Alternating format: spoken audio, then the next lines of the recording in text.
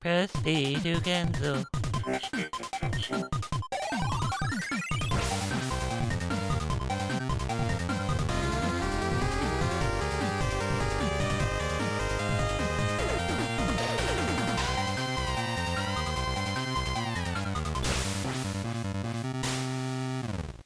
Welcome everybody to Press B to Cancel.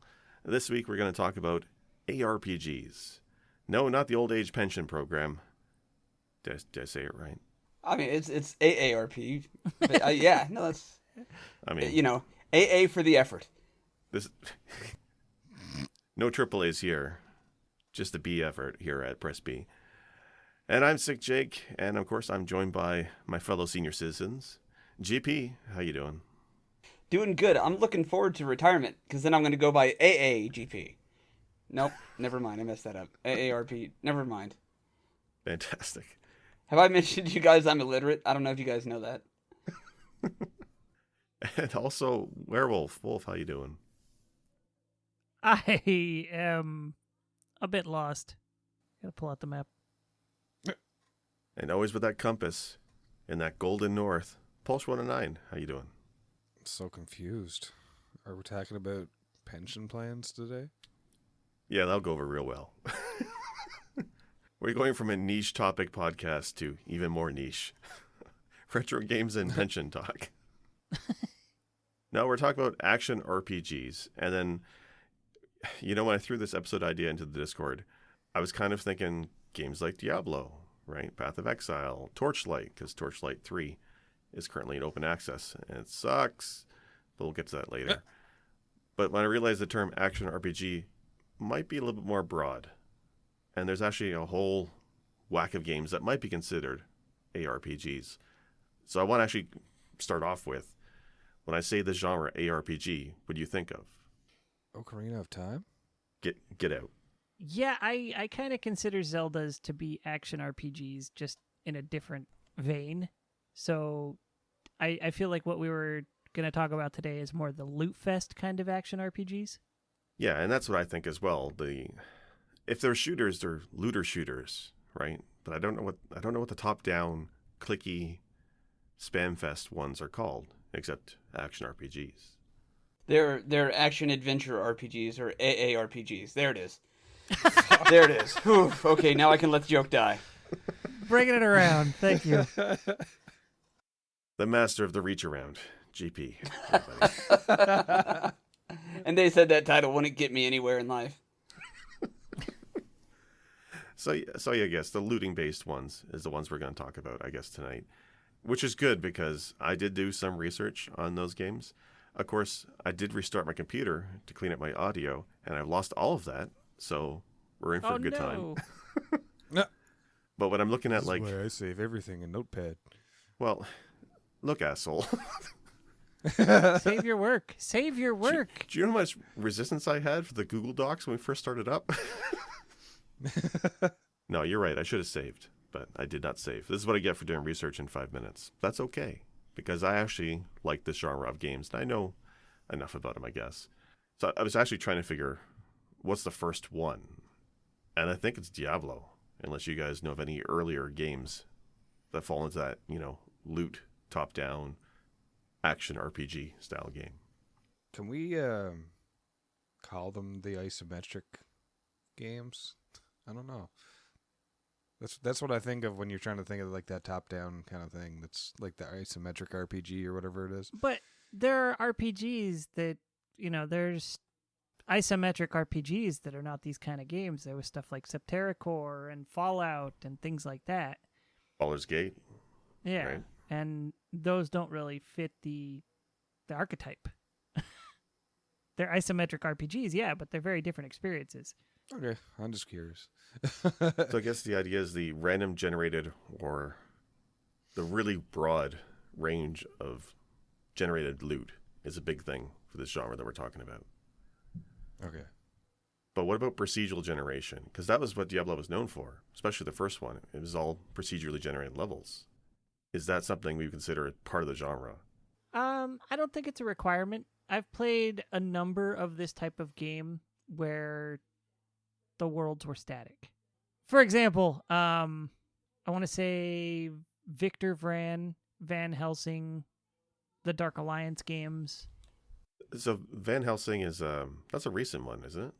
Yeah, it was kind of an odd one, especially since I played the final cut, which is, the first game and the second game smashed into one. Or maybe it was 3 games. I'm not entirely sure, but I couldn't tell where one game was supposed to end and the next began. And all I kept thinking as my friend and I were playing through this was like, what kind of mess was this before they made it all one game? Like, it was fun, but I can't imagine playing it as 2 or 3 different games. So okay, so how much of like that genre is it then? So it's not procedurally generated levels, but there's like lots of loot, classes. Lots of loot, major class specialization. So there's different classes as well as different trees for each class, like a lot of trees for each class. Like we're talking Diablo 2 style skill trees? Ish. It's more like a skill circle that has trees going in each direction. Trying to think something witty, but I can't. I'm coming up blank. Circular trees. Okay, yeah, because I never heard of this game at all until actually today when I was looking at some examples in the genre. How old is it? It came out not too long ago, a couple years? Was it 2012? Oh, okay. 2013. Okay. May 2013. No, 7 years old. All right, so that's after Skyrim, which is also an action RPG, but not an ARPG. Yeah, it doesn't do the whole randomly generated loot thing quite the same. However, talking earlier before the podcast, it occurred to me that probably one of my favorites of this sort of genre would be Phantasy Star Online. Oh, actually, yeah, and that's true. I played the crap out of the first Phantasy Star Online, and it's not like the random loot drops were nowhere near as wacky as you see in like Borderlands or Diablo or anything like that, where there's just all sorts of different modifiers. But there were some modifiers. It was usually like weapon plus this, and then there'd be like multiple types of same weapons and so on and so forth. And as you progress through the game, everything got bigger, Yeah, I remember wanting to play the hell out of that game because I had a Dreamcast. I was one of the 12 people who owned one, but I didn't have internet Me too. at the time, so I couldn't plug anything into it. So I remember downloading the Dreamcast browser and just not understanding why it wouldn't work because I'm an idiot and there's no cable to plug into the Dreamcast because I didn't have the internet. But one of the reasons I wanted it was really for Phantasy Star because I do love the old Phantasy Star games, even though PSO is nothing like those. It's a little bit of lore. I was really interested in trying them out because there's the multiple classes, like lots of loot, definitely in the dungeons and a party. It definitely fits the bill. Are we talking about Warframe again? Well, I do know how much you love it. And actually, you did bring it up, but Warframe kind of falls into this. I figured it was like a looter shooter on some degree. Well, by the same token, I think, Wolf, we were saying outside the podcast that Borderlands is probably a spiritual successor to the ARPG, right? The randomized loot is insane in Borderlands. No random dungeons per se or anything like that, but definitely skill trees, multiple classes. It's definitely RPG elements with some stats. And Warframe is much the same. Yeah, it's basically the whole formula thrown into a first-person shooter. Which is really, really satisfying because it makes me want to play a first-person shooter. Well, I don't know. We tried playing it last year, and I like the games, but sometimes they feel really grindy, especially that first one. It's just not... The first one didn't age as well, but I mean, I think it's because they made Borderlands 2 so damn good, but I digress. Yeah, 2 is pretty good. Well, I mean, keep going, Pulse, actually. So what would be an example for you of a game that you liked from the genre? It's really about the boundaries of where the genre end. Because if we're not talking like, you were saying randomly generated this, that, and the other. Oops, sorry. What about games like, oh God, Shadowgate, things like that? Now, feel free to hate on me for this. Hold on. But Shadowgate? Yeah, like those kind of first person running through houses. The not choose your own adventure, but the point and clicks. Point and or clicks. Yeah, I'm just saying those kind of fit that bill. You're going around, there's less shooting, but there's a lot of looting and trying to figure out what to do with the loot that you've grabbed. We're talking about Shadowgate, that first person, Yes. screen by screen, point and click. Yes. Tell me Game that gave is me not an nightmares. ancestor of Diablo. It's not. It's totally not. What's wrong with you? There's nothing random about that game, though, is one thing, and the loot is all like set for specific purposes. But that's what put that in my mind at the beginning, or kind of toward the top of the episode. You guys were saying it doesn't necessarily have to be randomly generated. That's why that question popped in there. I would put that more in line with stuff like Myst. Okay. Yeah. And Myst is the opposite of action. It's a BARPG. It's a boring role-playing game. I don't know. Boring ass RPG. Yeah. Yeah. Okay. There you go. Okay. So it sounds like we're divided half and half on whether or not Shadowgate qualifies, and that's cool. Thank you for entertaining my question and not making me feel like a piece of shit for asking. See, the thing is with this kind of game, they branch off in so many different ways. Like you said, the first-person shooter with Borderlands versus, I don't know, I'm trying to think about other ones, but I'm drawing blanks. But one game will have this element and the other one won't. And so it gets really dicey when we're trying to identify the genre, and it's kind of interesting because it's like we don't even know what to call this. It's like ARPGs. It's like Zelda, Ocarina of Time. So I know. What about Final Fantasy Tactics? Tactical RPG. Tactical Exactly. RPG, but right. also there's a bit of randomness on the things that are able to do it, and you have a job class tree. Well, yeah, you're not I wrong. see where you're going with this, and I know you're trolling me. Especially. I'm not. I'm trying to figure this out because, like, honest to God, because you guys have introduced me to not just so many things, but so many different subgenres of things that I didn't know existed. I thought they were RPGs, first-person shooters, running guns, all that kind of stuff. But I didn't know that there were all these other letters in front of these things. So part of it is trolly, but part of it is I really don't fucking know. And instead of admitting how stupid I am, then it becomes trolly. So I can figure out what the truth is with, being snarky is better than sounding dumb. Well, So in my book, Diablo, Tactics Ogre, or Final Fantasy Tactics might fit that, going off of what you guys I are don't saying. know.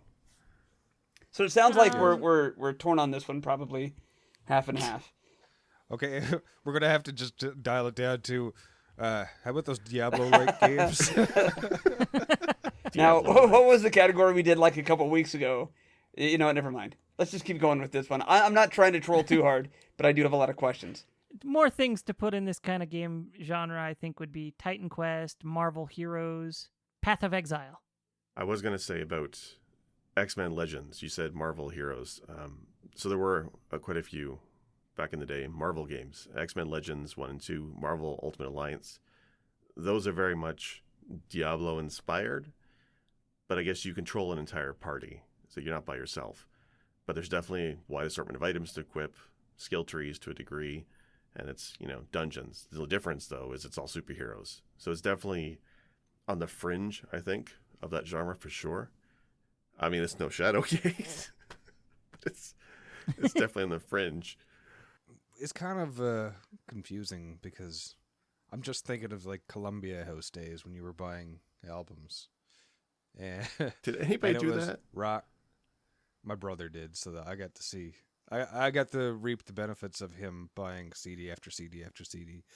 But I remember looking through the catalog, and it was always simple because it was like blues, pop, rock, and then anything that didn't fit in the very, very, very basic of the categories they started was alternative, and I'm just like, this is what it started out as, is alternative, because it's like, oh, Diablo-like, roguelike. It just gets so confusing because it branches off in so many ways. So like we can't even, like just the four of us here, we all are kind of like, does this count? What about this? Right. We never talked about that. So Thank you. it's interesting, but just because, yeah, Yeah. Diablo-like is basically all I can think of like kind of center it in. Yeah, Pulse's inability to be able to identify musical genres is me, but with video games. And we're not gonna mock him for that or belittle him for that. I'm proud of you for being able to admit that, Pulse. So it sounds like we're torn on what kind of music Dave Matthews is, and that's okay. Carter Beauford, you're a god. All right, sorry. Little tangent here. I actually saw Dave Matthews live once, and it was the only time I ever saw a live song performance do the fade out instead of just ending. What? And it was so bizarre. You were so high. No, my cousin was the one who took me, and we both looked at each other like, is this happening? That's crazy. And that's why he's alternative. Yeah. Yeah, no, so yeah, I don't even know what we're getting at. Jake, you asked me a question and now I'm just flaking out completely. What did you ask me again? And this is what happens when my notes aren't saved. I'll take responsibility for derailing stuff with my silly questions, but No. It's I not appreciate silly. you guys and entertaining me with it. I'm an asshole, honestly. Shadowgate's a fine game. Fine game. It's probably one of my favorite ARPGs. Fuck. I'm kidding. Anti-role playing game? All right. If I look Yeah. If I look at Diablo in Wikipedia, wait, hold on. If I look at Diablo in the recesses of my mind, in my memory banks, Diablo is technically a hack and slash action role playing game. I don't know if that helps at all. So guys, what's your favorite hack and slash adventure RPG? You mean a Sharg? SHARG? P? Yeah. Damn it. I gotta go with Diablo. I grew up in a very small community, and I had one friend who had Diablo on his computer, the OG Diablo, and we kind of had to sneak around to be able to play it because we both grew up in very strict religious households, and so it was one of those things that I think if my parents had known that I was over at Brian's house playing Diablo, they would have been like, no more hanging out with that kid. And I always appreciated the game for what it was, but also just the visuals and that, to me, that was scary. That's how sheltered I was as a kid. That was like demons and all that stuff. And I don't know. So the game itself was great, but for me, the experience of knowing I shouldn't be playing it, but playing it was fun. Did you guys ever do that? Like when your parents were watching scary movies or something that you weren't supposed to watch, so you're sitting there hiding on the staircase watching and they don't know it? It was like that, but for video games. I was way too scared of horror movies to ever watch a horror movie. I never had that experience. I mean, I secretly watched Basic Instinct, which was scary for other reasons. Yeah.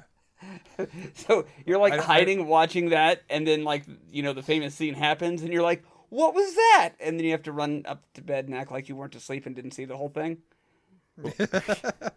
Pretty much, although I think it was 8 or 9. God, date myself. But the whole chair scene happens, and that's one cave I just never ventured down. Interesting choice of words. Always got to bring that B game to the podcast. Nice. Who just laughed like Krusty the Clown? That was great. Damn it. I love it. Yeah. Oh, now we got to keep that in. Shit. Krusty's Super Fun House. No. That was a game. That's a CRPG. Crappy Cartoon crappy RPG. Yeah, there you go. Well, no, you nailed it on the head there for me though, because I remember playing it, and it was kind of scary, kind of like I shouldn't be playing this. This is satanic kind of thing, but it was just satisfying because it was the first time I played a game like that, and it was really cool. And I looking back now, going through it, I can't think of anything older than Diablo. So, and there's just so many offshoots of it now that it's kind of cool to see because I don't know. I'm just kind of rambling now. No. Reminiscing. I honest to God, like, and again, part of it was being sheltered, but even though that had all the demonic, parts to it, I know of zero other games available to me at that time that looked or felt or played like Diablo. So not just it was the first to look like that, thematically, but for me that was my first exposure to this very well-defined genre of ARPG.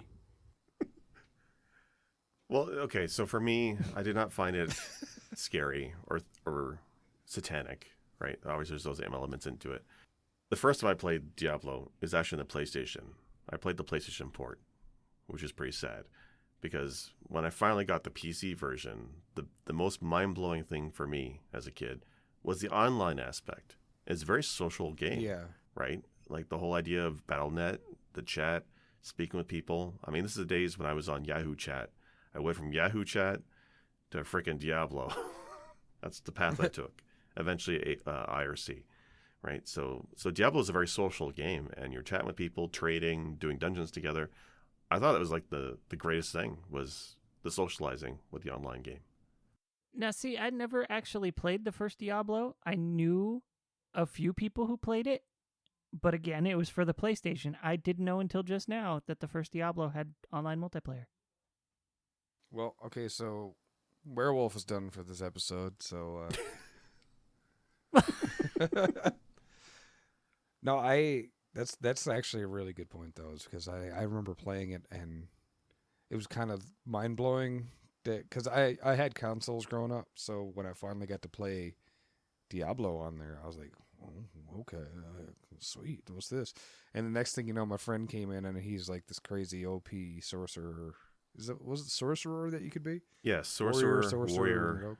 and bastard. I can't remember what his name is. The Rouge? Yeah, the Rouge, yes. Scoundrel. And Paquin. Yeah. But yeah, I remember going in and I was very underleveled warrior, and he came in with his sorcerer and just like melted me in 2 hits. I couldn't even get close to him. And that was kind of the first time I realized, hey, you can do stuff and not die if you're not a warrior. I'm like, cool. So that's when I started actually experimenting with other classes and stuff. So otherwise, I was always the warrior kind of role. Well, in the original Diablo 2, you had the 3 classes. I can't for the life of me remember what their ability was, because the idea with that game was anybody could learn magic from the books. I think the sorcerer had better stats for magic use than the warrior and the Rouge there. But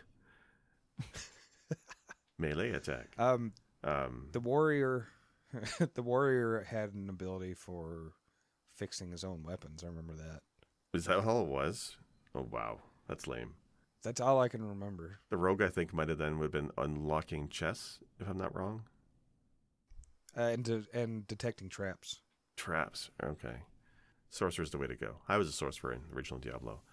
But I do appreciate when Diablo 2 came along, which I know, Wolf, you played, the multiple classes made that game a classic. I remember when that was being announced, and I was in high school, all my friends were deciding before the game was even out who would play the Amazon, who would be the Paladin, who would be the freaking Wizard or whatever. Like, they were planning this crap out. And then when the game finally came out, much like our experience as a group playing Terraria, I lasted maybe 1 session before I played on my own. But yeah, definitely a fun game as well. I do remember Diablo 2. I wasn't really pulse on the PC gaming side of things at the time, so when Diablo 2 came out, I kind of heard about it, but I didn't really know anybody who played it. I wasn't major into PC gaming, so I went that summer that it came out without touching it. And then when school started up again in the fall, and I caught up with some of the friends who I wasn't in contact with during the summer, I was like, hey, how's it going? What'd you do? And some of them were like, we found Diablo 2 and that was it for summer. It's all we ever needed. When young men find themselves during that just crazy summer of Diablo. Yeah. There's definitely a couple year span when it felt like there was a lot of these type of games. The one that sticks out for me is probably Dungeon Siege, which I don't know. I remember liking it quite a bit. I don't know if you guys have played Dungeon Siege 1, or am I the only one I here? remember not being able to stand it. Right? Okay. So it's Diablo. It's a Diablo-like. But what was different about that one is, first off, the technical side, no load screens. It's one massive, giant map. I mean, they would secretly load stuff with elevators and whatnot, but there's no loading screens once you start the game. and that was always amazing. You also got to control a party of characters if you wanted to, or play online. But the classes were very stripped down. There were skill books and magic, but you would level up. The more you used a skill or an attack type, that's how you leveled up. So the more you swing a sword, you become a fighter. The more you cast Frost, you became a nature user. And it did not reward you for diversifying your skills. It really pigeonholed you into one role the entire game. And like these kind of games can be long and grindy.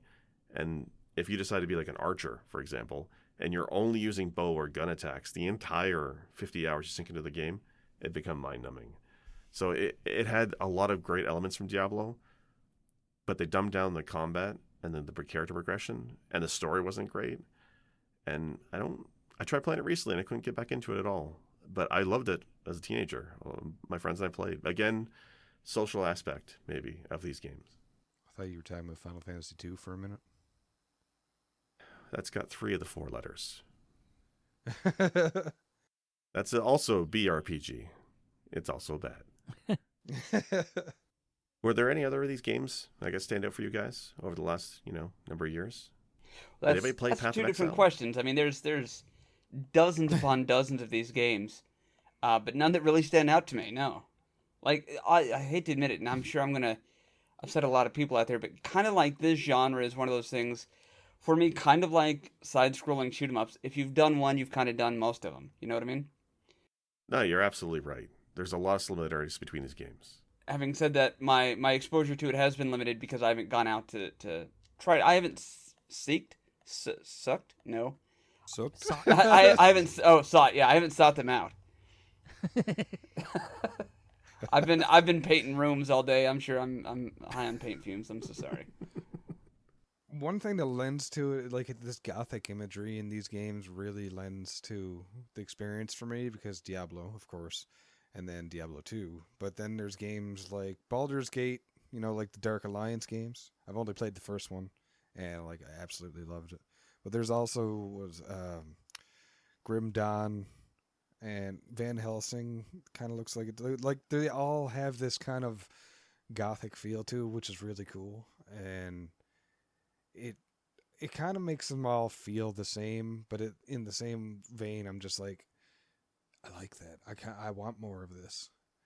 So, and looking at Torchlight, which was made by the makers, like I think the original makers of Diablo, it was like a very cartoony, very lighthearted version of it, and I love the art style. I love the stuff about it, but at the same time, it doesn't scratch the itch the same for me.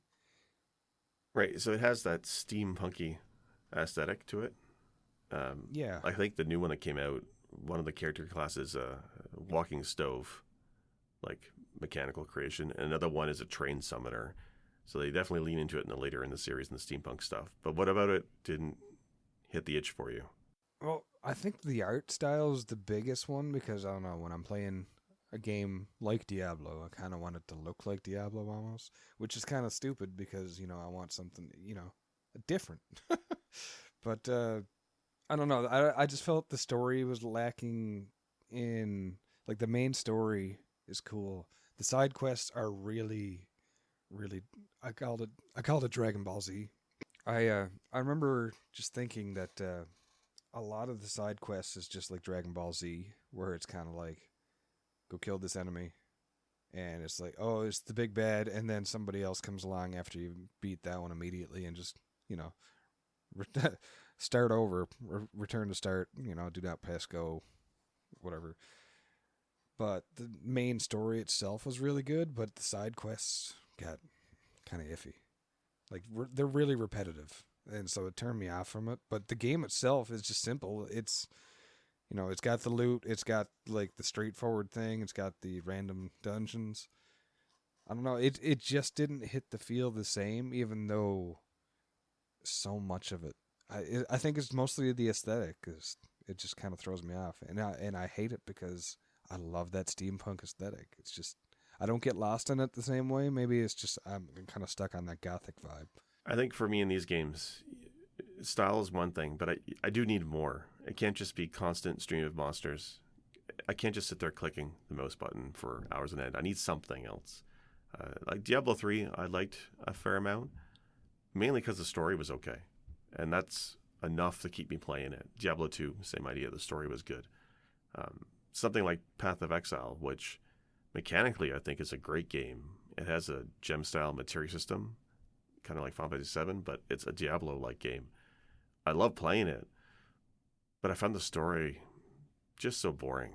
And like, there's lots of people who love it. I know they've recently expanded the story. It's like 12 chapters long now. It's crazy. But without a solid story, for me, it's kind of hard to get into. My limited experience with Path of Exile is I like how it starts, but I think the multiplayer part about it just kind of threw me off from it because it felt a little too MMO-like for me. It made me feel like I was playing World of Warcraft, and all of a sudden you go to the first town, and there's like a million people running around with crazy, super godly-looking gear, and you're walking around in your underpants. So that always kind of takes me out of it, and I hate to admit it.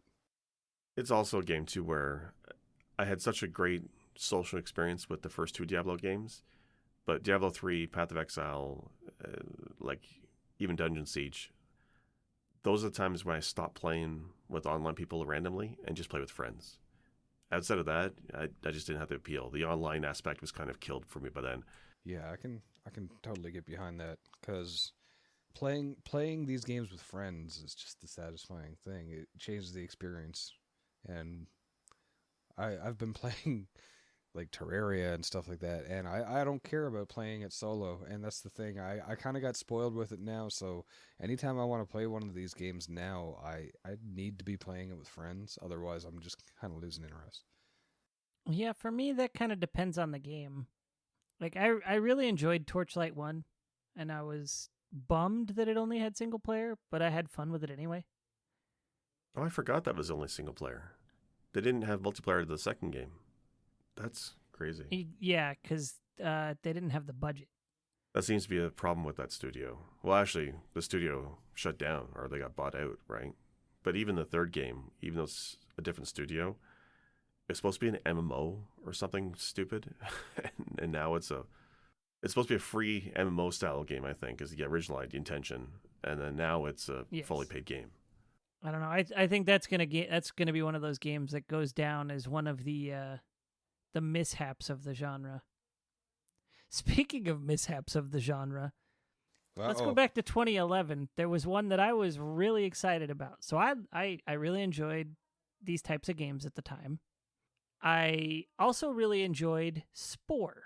Now, some of you may remember a game that came out in 2011 called Darkspore. Oh. Actually, you pronounce the T. It's sports. It's not a silent T. So, Darkspore was actually not a bad game. It wasn't the best of them, but it was a lot of fun, and I was playing it with friends, so I had a really good time with it. And the difficulty scaled really well. It didn't get, it never got too hard. It was never too easy, But it had an issue, and that issue will be very obvious once I tell you, this was an Electronic Arts game. This game suffered from the always online DRM. You could not play this game offline by yourself. It was online only, even if you were playing single player. EA Spore. It's in the transactions. So I played a lot of this game. I got my fill of it. And then 5 years later, they shut down the servers and never made the game available to be played without the servers. So once the servers shut down, the game was just done, period. Yeah, And I felt very, even though I hadn't played the game in years, I felt burned on paying $50 for a game that now just ceased to exist. That's bogus. That's one of the problems I have with games preservation, right? Like, I love retro because these are games we played as a kid, and we still can play them now. Like Shadowgate. Like lovely Shadowgate. Notable ARPG. The original. Right. But one of the games that Zelda Stone Tablets, right, or BS Zelda that came out on the Satellaview in Japan. The fact that we can still play those decades later is astounding to me because they were never released commercially, really, right? And it was such a small release window, they're broadcast. So the fact that we've been able to take those games and preserve them and play them now is great. But a big thing in the last 10 years has been these MMOs. And I mean, fine, Warcraft will be there all the time. But there's been MMOs that have come out in the last 10 years that have shut down. There's lots of them. And you can't play them, and they are lost to history. Like there was one space one, Earth and Beyond, I think it was called or something. And I played in the beta, and it had a lot going for it. And I would love to just install and play it now, but I can't because it's an online game and it's gone. And EA doing this stuff, it's not just with Darkspore. There's a few games they've shut down. And I always worry about that. The games that shut down, you can never play again, right? And it bothers me a lot that you're paying full price for a game that you will not be able to play 20 years from now, even 10 years from now. And they also have like the subscription fees and stuff as well that kind of throws me off. Because it's like, okay, you buy the game, you need to buy game time. And then it's like, okay, I've invested $300 because I bought all the expansions. And then they're not there. I'm like, so yeah, I really dislike the online only kind of aspect of that. So, but yeah, I think I'll end up just ranting about MMOs now. So I'm just going to zip it. Well, like Diablo 1 and 2, we've been talking about. Like we played those. We can still play those today, right? Diablo 1 has got released on GOG last year, and so it's updated for Windows to be able to play it. Fine. But something like Diablo 3, which is always online, even when you're playing single player. I like playing with myself online. But I'd rather be in my browser, not, Diablo 3 online. Hi-ho. Anyway, but Diablo 3, at some point, those servers get shut down. And I just hope at, some point, some person way smarter than I am is able to recreate some kind of server emulator that will let people play Diablo 3 offline 20 years from now. Because I did like Diablo 3. Well, another example of that sort of issue with these games, Sacred 2, but it kind of falls the other way. So Sacred 2, you could play single player all you wanted, and if you wanted to play online, you had to play through the servers. Otherwise, you could play LAN. Now, the LAN thing is so tricky that if you go look at the Steam page for this game, because it got released on Steam a few years ago, and probably 2 or 3. It says that the game is single player. They do not market it as multiplayer because it's such a pain in the ass to get the multiplayer to work. But you can get it to work through those virtual LANs and stuff. And that is a really fun game. It is cheesy as hell. The acting is terrible on purpose, I'm pretty sure. Like they lean into how bad the acting is. Like the script is bad, it's cheesy, it's goofy. And it's got a very serious premise, but everything about the game is very B-movie kind of esque. I was going to say, it sounds like they're embracing their inner B-movie. Yeah, that's basically what this game is. But the game itself is a lot of fun. But yeah, like sometimes this one it's such a pain in the butt to get multiplayer to work that they don't broadcast that it's multiplayer. They're like, yeah, it's single player now. The server's shut down, so. Like I can't remember the last time I played a LAN game. Like, that used to be the only way to play back in the day, right? Yeah, but now, like, there's virtual LANs like Tungle and Tungler or something like that, and things like that. I don't remember what the other ones are called. I used to use them. I haven't used them in a few years now. But, yeah, like, that would be the way to go. I don't know why they would make a game and not have it be available to play just offline by yourself. That's the dumbest thing in the world to me. Yeah, I don't like it either. Especially if it's not a subscription service game. If you're paying full price for a game, you damn well should be able to play it offline.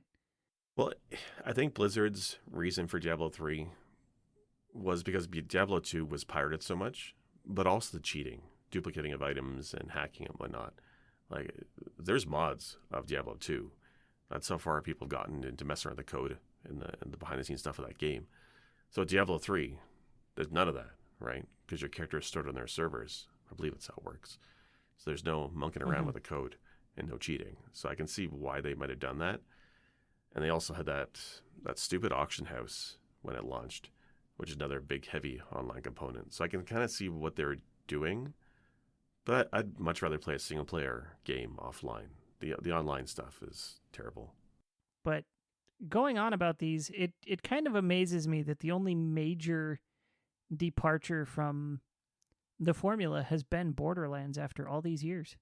Yeah, it's kind of impressive too because you go from one genre to another, but like they couldn't be more different, like an RPG versus first-person shooter.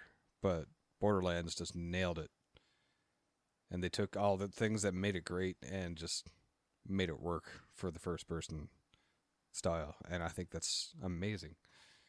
That's why I'm so surprised about Torchlight 3 coming out, because from the video, I have not played it, but I've watched some video of it, and it looks just like the second game.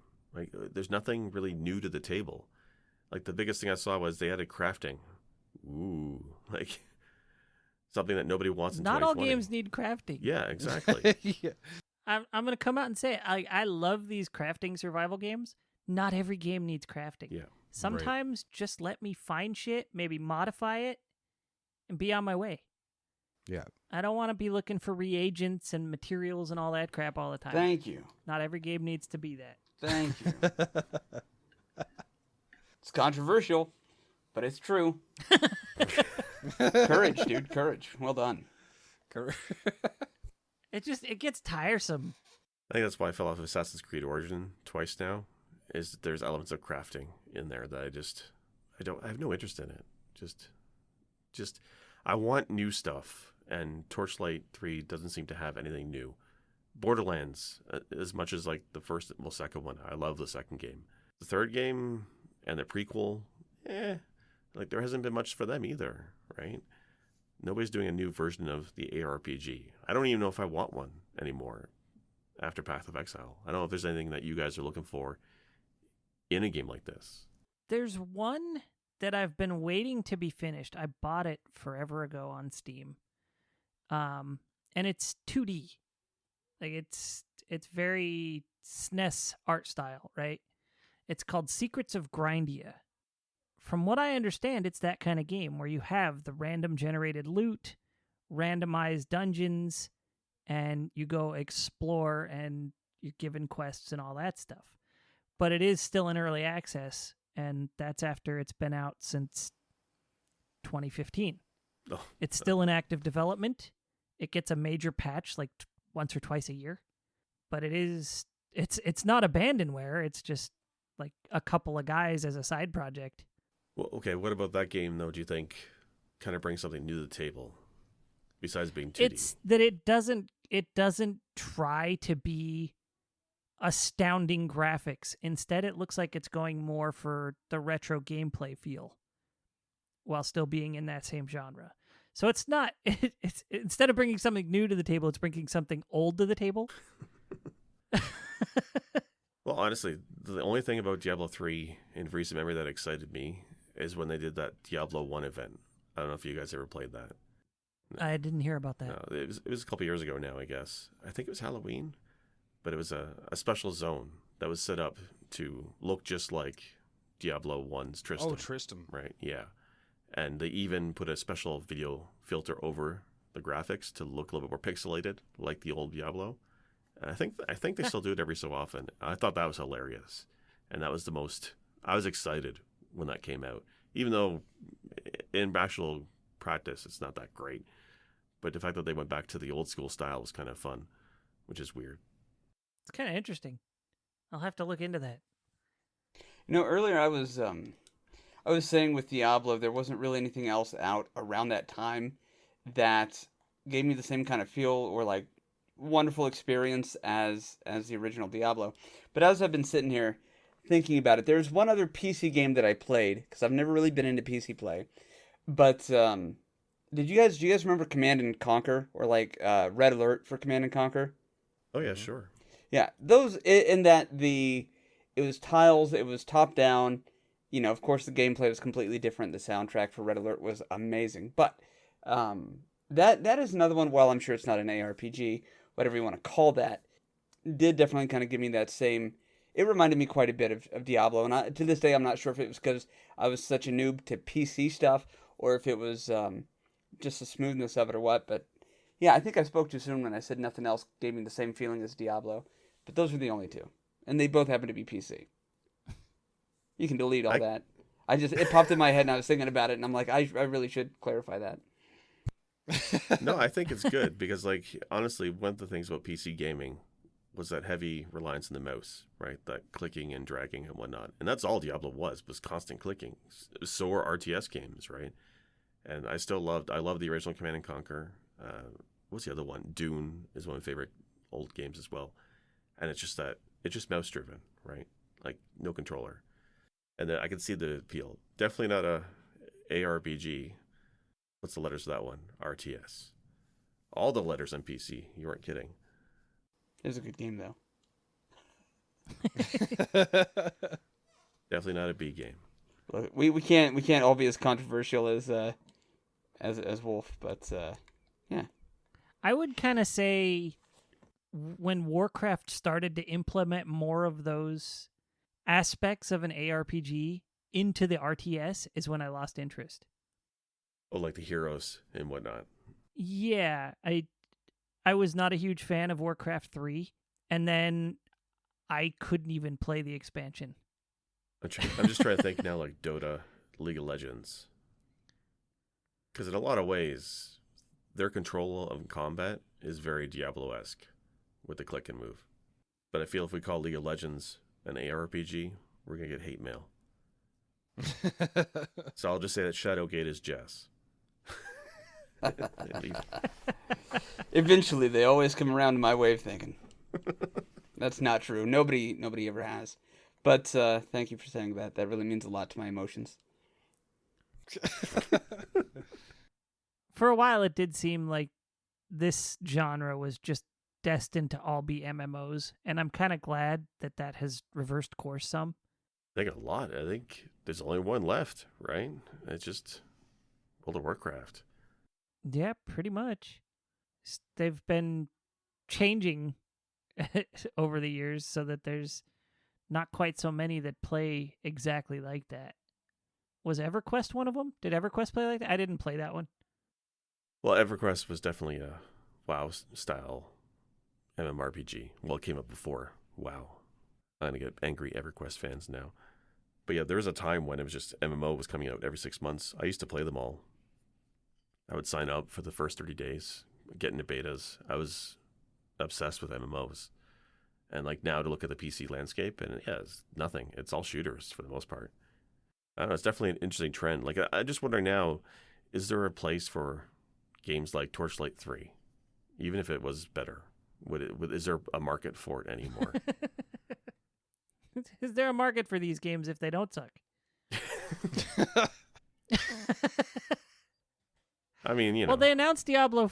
Didn't Blizzard announce Diablo 4? And I know the excitement for that is kind of faded after everything that Blizzard has done. But don't you have phones? Don't you want Diablo on a phone? No, not that other mobile game. I think they actually, or I don't know if it was leaked or there was an announcement that Diablo 4 was officially in the works. Yeah, after the fallout from after the bullshit from Diablo phones, when that was announced the 1 year, the following year they did. It felt like it was rushed, like a teaser of Diablo 4, just to get something out there this past year to show fans that, hey, we're not all jumping on the mobile bandwagon. Because there actually is a fair number of these Diablo-style games on mobile these days. So, yeah, I mean, Diablo 4 looks a lot like Diablo 3. It doesn't look like they're innovating much. And if I'm not mistaken, it's supposed to be released the same weekend as Metroid Prime 4. So I'll look forward to that. Is Metroid a ARPG? Action adventure. There was a time when I used to consider Castlevania Symphony of the Night an ARPG. Okay, thank you. I after Shadowgate, I was afraid to mention that. No, I'm dead serious. Dead serious. And outside of calling them Metroidvanias, I don't know what to call them unless you start getting really wordy with the description. Or lettery. Yeah, or lettery. Either way, it becomes a very verbose genre if you don't just slap Metroidvania on it. You just saying all the right things So today. as much as I hate that portmanteau, it's kind of the best one you can use, you know? Well, there's a ton of items in Symphony of the Night, and it's a solid game, and it definitely has the hack and slash. Right? It also has not necessarily randomized loot, but random loot drops. Yes. To a degree. Like, some items only drop at a small percentage of the of kills from maybe one or two monsters. And so people will have very varying experiences depending on what drops for them in their playthrough. Especially back when, you know, somebody found something that somebody else didn't. It was like, what? Where'd you get that? You know? Well, so Bloodstained. I killed this guy 17,000 times. All I got is this damn coin. Bloodstained, right, is the spiritual successor to Symphony of the Night, and we should do an episode on that. That game's good. But they, I think they just released, or they're going to be releasing very soon. It's not roguelike. I think it was originally going to be. The layout of the levels will stay the same, but all the loot and the powers that they drop, or potentially can drop, is going to be randomized. So exactly what we're saying with Symphony of the Night, except completely randomized loot. That might fall under the scope of this then, in which case I'm interested. We might have to rein it in a bit before and end it soon before we go off on another tangent completely. Yeah. Us going tangents? Never. Yeah. Come for the voice, stay for the tangents. Actually, there was a studio. Actually, I wonder if I'm the only one who played this game. Wild Tangent. It was as a company, and probably well known nowadays as a virus name because it was like malware, or at least it felt like it. But they did make a handful of games that could play in your browser, and one of them was called Fate, and it was a Diablo-like through and through. It was incredibly moddable, hugely moddable, and it was a fun little dungeon crawler, honestly, and it had randomized loot, randomized quests, much like what Torchlight does. In fact, I'm curious if there's any connection between Fate and Torchlight, because both had a very cartoony style, and there were lots of similarities. Like, Fate was notable for, I think it was only single player, but you had a pet, a cat or a dog, who would go back to town for you and sell your loot. It's amazing that a dog can sell anything, but cats I can understand. Dogs are stupid. But Fate was really amazing for that and had a lot of cool stuff going for it. Anyway, it was made by Wild Tangent. I cannot contain my rage right now. Yes, I don't like dogs. I get it. Okay, here's my thing. I don't like you. I would much rather buy from a dog than a cat, and it's because I'm afraid in the back of my mind that the cat has jacked up the price. Oh, yeah. I feel like a dog's going to give me a fair price, but the cat's going to be like, well, you know. You're going to look at that cat in a marketplace. He's going to wear a fez. It's very good quality. Yeah, right. The cat obviously has a more diversified portfolio, but I'm afraid that he's going to give me an unfair deal.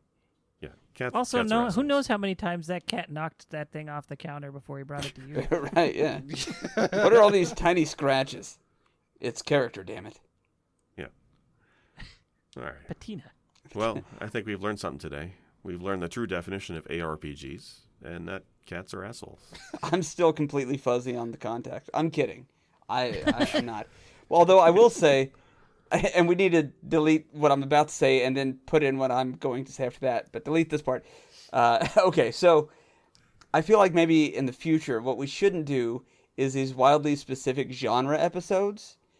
And the next time I do an episode, I would like to go ahead and do an episode over PlayStation 1 platformers that got remaked on various platforms starring little purple dragons. But if we could reel back the specificity, that would be great. I didn't say Spyro. We could any of them. Okay. How many purple platformers are there? No, that's the joke. That's wildly specific. All right. Thanks, everybody, for listening this week. We appreciate you all. Yeah, we love everybody. Now I want to play the uninvited. I want to play Diablo like hardcore. Just play Shadowgate. It's the same damn thing. Werewolf, where can we find you? As of right now, just here in Twitter. Plain and simple. There you go. And not simple. Pulse, where can they find you? You can find me here at pressbtocancel.com. And GP, where the hell can people find you now? Well, I'm coming back from a bit of a hiatus to Twitch. So you can find me on Twitch as The Therapy Couch, or you can find me on YouTube, Twitter, and Instagram as The Retro Therapy. But yeah, that's or I have, of course, here at pressbtocancel.com. Throw that one back in there. Which one? We're important. The podcast. Come on, you can't not promote the podcast. Come on. Yeah, you got to promote the podcast on the podcast. That's Exactly. otherwise, how are they going to listen, right? I don't know. Whenever I'm at like Target and they're about to close down, they say thank you for shopping at Target. So thank you for listening to Press B to Cancel. That's for all people with dementia. And I'm Sick Jake. You can find me on Twitch and Twitter. And specifically, you can find me on occasional Saturdays on twitch.tv/Zelda Done Whenever, where a few friends of mine are trying to raise some money for COVID relief, playing Zelda games. I don't know, whenever. Thanks very much, people. I like how literal that name is. It's great. Special thanks for music go to Arthur the Ancient, found on SoundCloud, or The Last Ancient on YouTube. For more episodes, please visit our website, pressbtocancel.com. As well, feel free to like or subscribe at Apple iTunes, Google Podcasts, or anywhere else you like to listen to your favorite shows. As always, thank you. This has been Press B to cancel.